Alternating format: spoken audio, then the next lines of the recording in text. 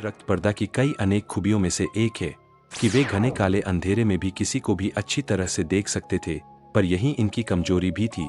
तेज धूप में इन्हें देखने में तकलीफ होने लगी, लेकिन उन्हें अपनी समस्या का समाधान मिल गया, और वो समाधान और कोई नहीं, इनकी महारानी थी। इनकी महारानी कई तरह की तंत्र विद्याओं में निपुण थी और उसने रक्त पर्दा को दिन में देख पाने में सक्षम बनाया था। शहर और आसपास के गांवों में वैम्पायरों की पूरी फौज अंडर कवर फैल चुकी थी। वे डॉक्टर बनकर अस्पतालों में थे, पुलिस बनकर थानों में, दुकानदार बनकर बाजारों में। कोई उन्हें पहचान नहीं पाता था। महारानी बहुत दयालु थीं और उनका आदेश था कि किसी निर्दोष इंसान का रक्त न पिया जाए, केवल अपराधियों का रक्तपान किया जाए। पर युवा रक्त पर्दा खुद पर काबू नहीं पा पाते थे और वो मानव शिकार किया करते थे। जब महारानी को ये बात पता चली तो वह दुखी हुई और बिना किसी से कुछ कहे गायब हो गई, और उनके जाते ही रक्त पर्दा दिन में नहीं देख पा रहे थे।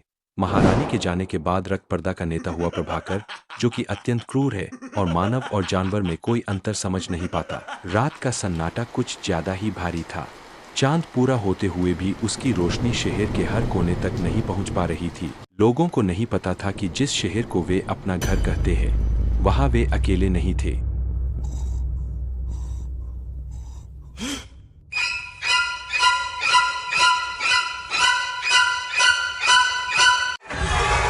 प्रभाकर के राज में सारे रक्त पर्दा आजाद थे। वो बिना रोक टोक मानव शिकार कर रहे थे।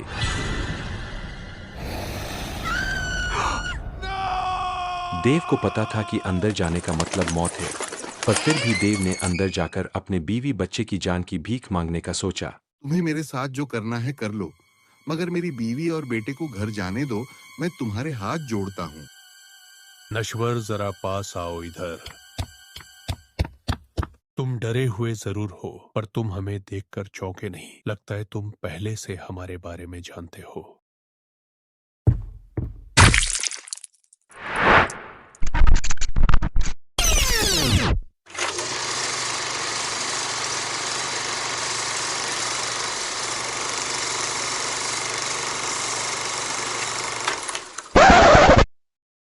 अच्छा, तो अब मुझे समझ आया, तुम तो मेरे दुश्मन के दोस्त हो। चलो बताओ मुझे तुम्हारे उस भेड़िए के बारे में, और बदले में मैं वादा करता हूं, मैं तुम्हारी बीवी और बच्चे को जिंदा यहां से जाने दूंगा।